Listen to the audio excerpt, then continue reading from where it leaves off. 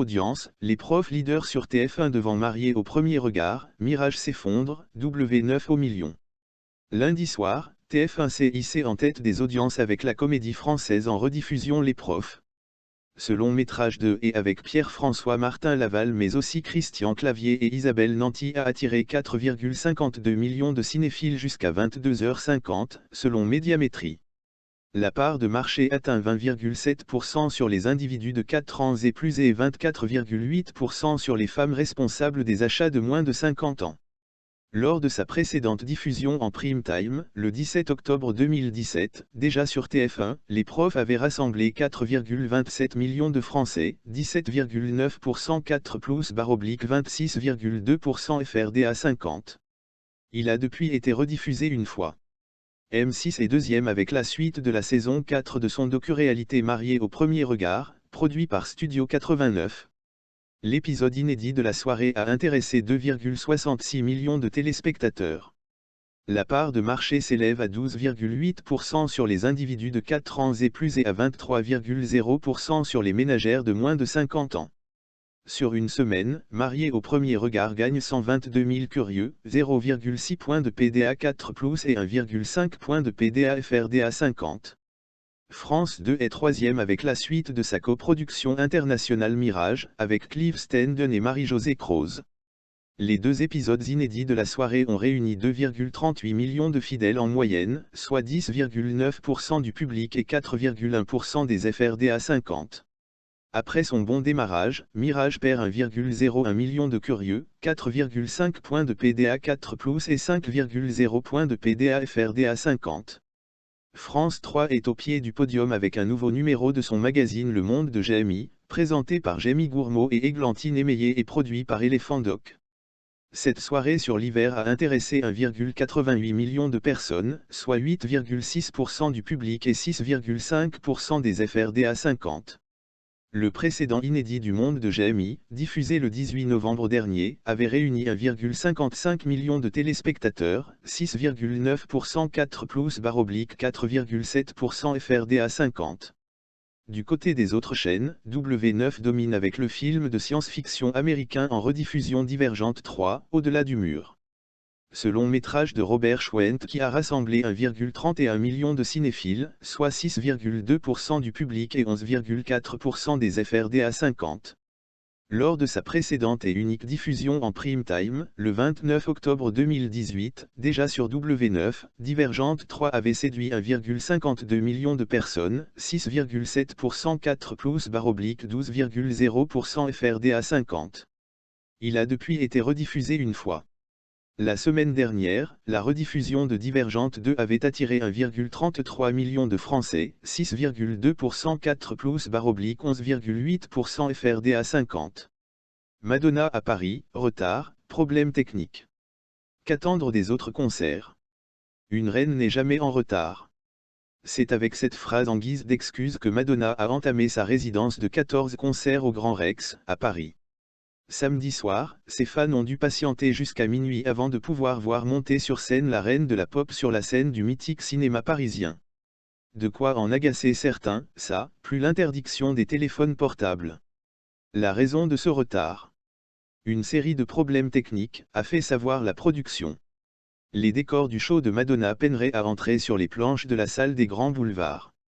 Des tableaux ont dû être modifiés entraînant de nouvelles répétitions. Madonna est vraiment très exigeante. Elle voulait que tout soit parfait pour cette première date parisienne. Elle a travaillé avec ses danseurs et musiciens jusqu'à 21h ce soir. Hier et avant-hier, elle avait déjà répété 4 heures à chaque fois, a justifié un technicien à France Info. Les fans ont pu se consoler avec un show grandiose, qui les aura tenus jusqu'à 2h15 du matin. Pour rappel, pour un billet, le public, qui comptait quelques stars comme le couturier Jean-Paul Gaultier, avait dû débourser entre 84 et près de 400 € pour pouvoir applaudir Madonna dans cet écrin intimiste du Grand Rex. Les 12 concerts parisiens de l'interprète de Laika Virgin viennent clôturer son Madame X Tour, une tournée qui avait commencé à New York en septembre dernier.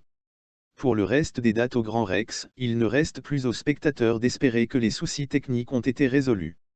Mais après tout, pour Madonna, ne faut-il pas être prêt à tout, même à patienter des heures dans le froid? Madonna, un retour attendu à Paris. Pour les fans français de Madonna, c'était la bonne nouvelle de 2020. La reine de la pop est de retour à Paris pour sa tournée Madame X Tour. En raison de la forte demande, Madonna a même ajouté 2 dates au Grand Rex. Les 7 et 8 mars 2020 viennent s'ajouter aux 12 premières dates 18, 19, 20, 22, 23, entre 25 et 26, 27, 29 février, 1er, 3 et 4 mars, avait-il été annoncé sur le compte Twitter sur Tourneur de la Star. À noter que la billetterie de ces 2 nouveaux événements, qui a ouvert le vendredi 20 septembre 2019 à 10h, a évidemment été prise d'assaut par les admirateurs de la Madone. Pourtant, pour pouvoir découvrir la Madone dans ce cadre intimiste, au Grand Rex, il fallait être rapide et mettre la main au portefeuille. Les billets les moins chers sont affichés à 84 € et peuvent aller jusqu'à près de 400 € pour le carré or. Les chanceux qui assisteront à cette salve de concert pourront découvrir sur scène le dernier album de Madonna, Madame X, sorti en juin 2019. Que Widol. David Fetelson attaque à nouveau l'Amérique. Le week-end dernier, l'équipe des Eagles of the America a dépassé Rayados de Monterrey par la différence minimale, ce qui les a aidés à se positionner à la première place du général avec l'effondrement des Pumas. Cependant, la direction des Azul Crème n'a pas convaincu le journaliste David Fetelson, qui au fil du temps a montré qu'il était anti-américaniste. N'oubliez pas de nous suivre sur notre compte Instagram, 90 Minuté, et notre compte Twitter, @90minespagnol. C'est à travers leurs réseaux sociaux que le communicateur du réseau ESPN a remis en question le leadership de l'équipe dirigée par le coach Miguel Herrera. L'Amérique convainc-elle vraiment le haut du football mexicain? Non. Nous avons un leader insipide et trompeur, écrit-il dans la publication. L'Amérique convainc-elle vraiment le haut du football mexicain? Non. Nous avons un leader insipide et trompeur. Immédiatement, les réactions des internautes n'ont pas attendu. Les fans se sont même souvenus du moment où Cuauhtémoc Blanco il l'a attaqué par derrière au stade Veracruz. Suivez-le et la plus grande idole d'Amérique, TR poursuivra jusqu'à ce que vous enfiliez d'autres amants à bestia, comme celui de Veracruz. Mestro Longaniza, @prof Longaniza, 23 février 2020. De plus, d'autres n'étaient pas d'accord avec la publication de Fetelson, soulignant qu'un journaliste de sa taille ne devrait pas faire de tels commentaires pour des raisons éthiques. David Fetelson convainc-il vraiment en tant que journaliste sportif? Non. Nous avons un journaliste insipide et trompeur. LJ Aguila, @LJF Aguila, 23 février 2020. Il y a des leaders trompeurs partout, je vous donne 2 exemples. Le leader mondial du sport a récemment été plus d'actualité à cause des combats entre managers, inventant des notes et gardant le silence quand il les nie. Vous, leader d'opinion, ne donnez pas plus de pitié. Rodrigo Salazar, @rsalazar05, 23 février 2020. D'un autre côté, l'effectif du Amérique il se prépare déjà pour son 8e match à la Clausura 2020, quand samedi prochain ils recevront sur le terrain du Stade Azteca au rayon de la Necaxa. Une victoire de plus dans ce match pourrait marquer la direction de la Coapa. La Société nationale des chemins de fer belge renomme ses produits pour davantage de clarté. Le billet combiné B-Excursion, dont le prix comprend un trajet en train et l'entrée à un événement, s'appellera désormais Discovery Combi. La dénomination du supplément Diabolo pour les voyages en train vers Bruxelles Airport deviendra quant à elle supplément Bruxelles Airport. Quant au pass à compléter, la dénomination commune sera Multi, la carte de 10 trajets Rail Pass deviendra Standard Multi tandis que le Go Pass 10, pour les moins de 26 ans, sera Youth Multi. La carte pour 10 trajets de courte distance Keycard sera rebaptisée Local Multi et la Campus pour les étudiants sera renommée Student Multi. Enfin, le Go Pass 1, ticket pour un seul trajet pour les moins de 26 ans, et le Go Unlimited, pour la même catégorie d'âge permettant de voyager de manière illimitée sur l'ensemble du réseau pendant les vacances scolaires, deviendront respectivement Youth Ticket et Youth Holidays. La Société nationale des chemins de fer belge a notamment fait appel à des panels d'utilisateurs pour le choix des noms. Durant au moins 6 mois, les 2 appellations de produits coexisteront pour laisser aux clients le temps de s'habituer. Quelque chose semble manquer. Nick Kyrgios devient émouvant à propos de la disparition de Kobe Bryant. Un service commémoratif a eu lieu le 25 février en souvenir de Kobe Bryant, décédé le 26 janvier. Il est bien établi que Nick Kyrgios est un grand fan de l'ancien basketteur. Dans une interview, Nick a parlé avec un cœur lourd de la disparition de Bryant. Kobe Bryant est décédé il y a environ un mois, dans un accrochage d'hélicoptère. Le basketteur à la retraite voyageait avec sa fille Jeanne dans un hélicoptère quand il s'est écrasé, tuant tout le monde à bord. Nick Kyrgios ressent toujours la perte. L'Open d'Australie était en cours pendant la tragédie. De nombreux joueurs de tennis sont sortis et ont rendu un hommage à Briand.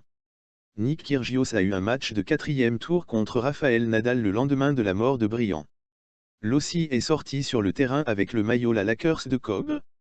L'une de ses idoles venait de décéder de façon choquante, et il était visiblement ébranlé et pleurait la perte alors qu'il sortait sur le court. Il a également enfilé le maillot lors de sa conférence de presse d'après-match. Je n'ai jamais rencontré Kobe mais le basketball est pratiquement ma vie, je le regarde tous les jours et je le suis depuis aussi longtemps que je me souvienne, c'est difficile, c'est une horrible nouvelle. C'était après sa défaite contre Nadal. Maintenant, environ un mois plus tard, Kyrgios ressent toujours la perte avec un cœur lourd.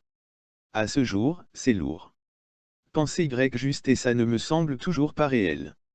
Évidemment, je regarde les Celtics contre les Lakers pendant que nous faisons cette interview, et quelque chose semble encore manquer dans ce match. Il serait là, côté court, à regarder. Il a ensuite expliqué comment Briand a tout fait correctement et comment personne ne peut imiter même 10% de ce qu'il représentait en tant qu'athlète. Il ne fait aucun doute que Nick admire vraiment le basketteur, peut-être plus qu'il n'a jamais admiré de joueur de tennis. Je peux avoir des jours où j'ai l'impression de le représenter. C'est pourquoi lorsque je tire mon maillot, j'ai l'impression que je ne peux rien faire de mal. J'essaie d'aller là-bas et d'être comme lui pendant ce petit moment, cette petite heure. C'est une tragédie, c'était difficile. Quelqu'un peut-il vraiment remettre en question son admiration pour l'homme? Mais peut-être que Nick devrait essayer d'être comme son idole plus souvent.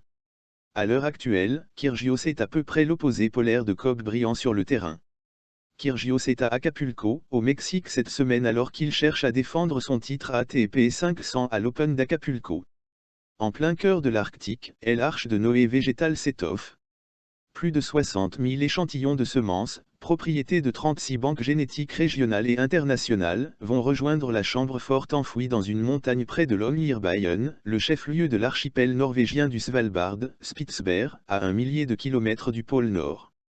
À mesure que le rythme du changement climatique et que la perte de biodiversité augmente, émerge une nouvelle urgence dans les efforts pour sauver les cultures vivrières menacées d'extinction, a déclaré Stefan Schmids, directeur de la fondation Crop Trust, chargé de gérer la réserve.